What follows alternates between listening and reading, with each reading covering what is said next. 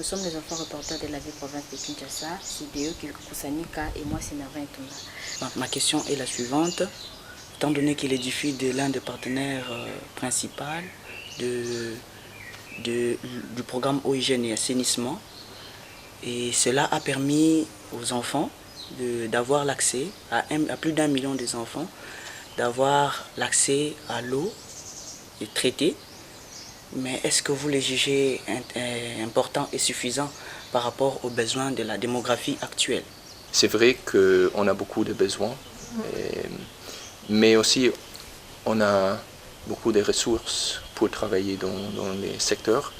Les partenaires financiers et techniques du gouvernement vont dépenser plus d'1 milliard de dollars sur les thèmes de assainissement, l'eau et hygiène.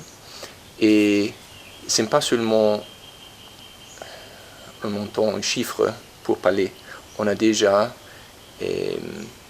dépensé les 60% de cet montant. Et pour nous, la coopération britannique, le secteur est très important. Et nous sommes les deuxièmes bailleurs de fonds dans le secteur. Ça veut dire que c'est vrai, les besoins sont énormes, mais on a travaillé beaucoup déjà et on va continuer pour améliorer la situation.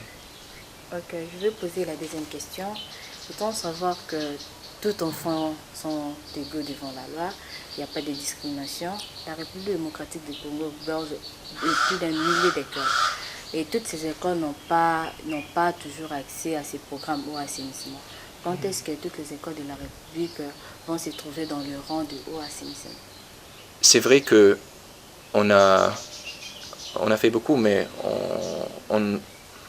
il y a beaucoup d'enfants qui n'ont pas les mêmes opportunités, comme dans les écoles qui sont partenaires dans les programmes.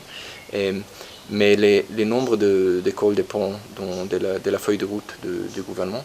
Pour le moment, les programmes nationaux Village et École Assainie que nous soutenons travaillent dans 1218 écoles.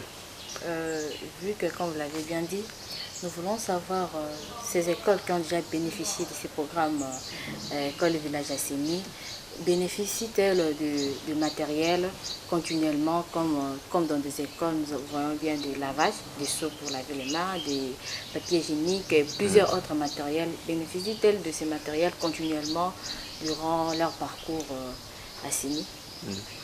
Bon, les programmes École et Village Assainie mettent à disposition de villages ou d'écoles une source de l'eau potable et aussi des toilettes hygiéniques.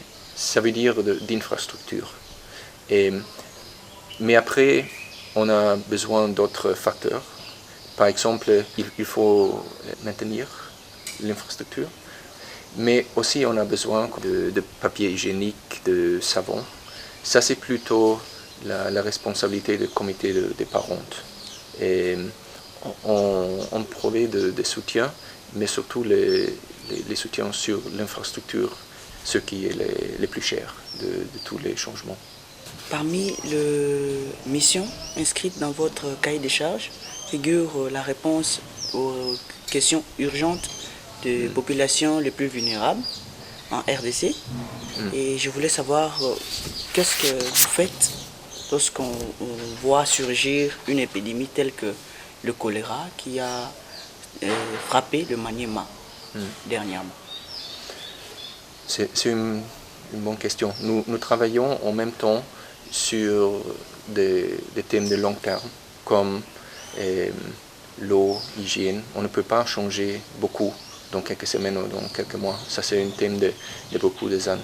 Mais aussi, on a des situations d'urgence, des crises, et nous pouvons aussi prouver de soutien dans ces cas.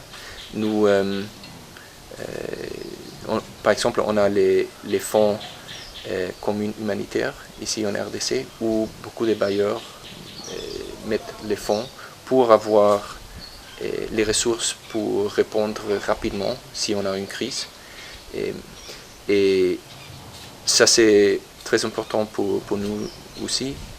Et comme dans les secteurs de assainissement, l'eau et hygiène, dans les thèmes humanitaires, nous sommes entre les bailleurs plus importants aussi. Mais ce n'est pas seulement une question de mettre d'argent dans un fonds pour être prête. C'est aussi une question de travailler sur les thèmes spécifiques. Par exemple, nous travaillons aussi avec l'action contre la faim, ACF, sur des thèmes de crise nutritionnelle. Et en général, nous sommes prêts de travailler avec les gouvernements ou en cas dont les gouvernements disent que nous ne sommes pas en capacité de répondre les plus rapides.